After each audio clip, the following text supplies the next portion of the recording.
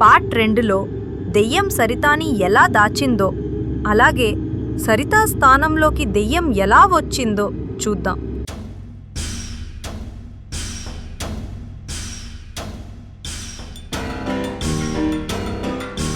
భార్గవ్ కోసం ఆలోచిస్తూ ఏడుస్తూ ఉంటుంది సరిత.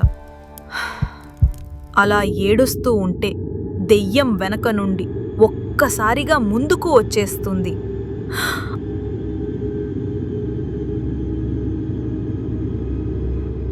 కూర్చున్న సరితను ఒక్కసారిగా పైకి లేపి కింద పడేస్తుంది. భయంగా ఉన్న సరితను మరింత భయపెట్టి దెయ్యం మాయమైపోతుంది. అలా దెయ్యం మాయం అవ్వడం చూసిన సరిత ఒక్కసారిగా స్పృహ కోల్పోతుంది. అలా పడి ఉన్న సరితను దెయ్యం తన చేతులతో ఎత్తుకుంటుంది.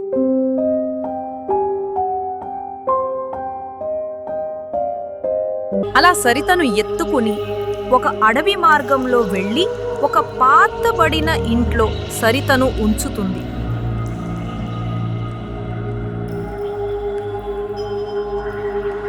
స్పృహ వచ్చాక సరిత లేచి చూస్తే ఎక్కడ ఉన్నాను నేను అన్నట్టుగా అయోమయంలో ఉండిపోతుంది.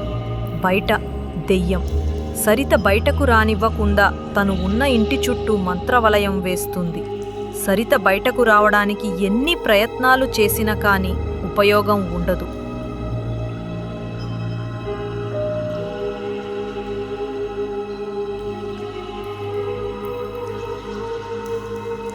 ఇంక ఏమీ చెయ్యలేక ఏడుస్తూ లోపలే ఉండిపోతుంది సరిత.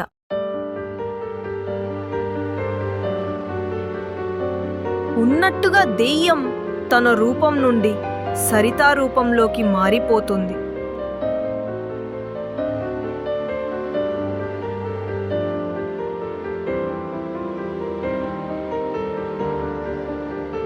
యక్షిణి ఏమీ జరగనట్టుగా సరితా గదికి వెళ్లి ప్రశాంతంగా నిద్రపోతుంది. అలా సూర్యకిరణాలు వెలుతురులో యక్షిణి చాలా ఆనందంగా గడుపుతుంది. యక్షిణి వంటగదిలో వంట చేస్తూ ఉంటే ఒక్కసారిగా సిద్ధమా వంటశాలకి? నన్ను భయపెట్టావు. నేను చాలా భయపడిపోయాను. సరే, నేనిక్కడున్నాను. భార్గవ్ సరిత ఇద్దరు కలిసి కారులో అలా సరదాగా బయటకు వెళ్తారు. దారిలో ఒక గుడి కనిపిస్తుంది. భార్గవ్, ఇక్కడ కాసేపు గడుపుదాం అంటాడు. నేను ఆగను. మనం వెళ్ళిపోదాం, ఇక్కడ వద్దు. సరితాను అలా చూసిన భార్గవ్కు ఏమీ అర్థం కాదు. మనసులో ఏం జరుగుతుంది అని అనుకుంటాడు. గుడి దగ్గర నుండి ముందుకు వెళ్లగానే సరితా ముఖం యథావిధిగా అయిపోతుంది. అది చూస్తున్న భార్గవ్ అయోమయంలో పడతాడు. సరిత చాలా ప్రశాంతంగా నిద్రపోతుంది. భార్గవ్ మాత్రం అదే ఆలోచిస్తూ, ఈరోజు నిజంగా ఏం జరిగింది?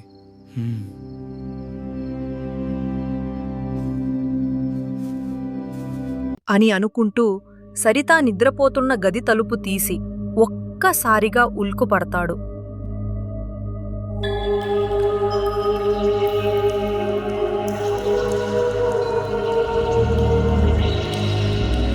అది సరితేనా లేక వేరెవరో?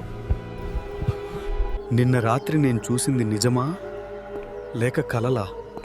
దేవుడా, నాకొక దారి చూపించు తండ్రి.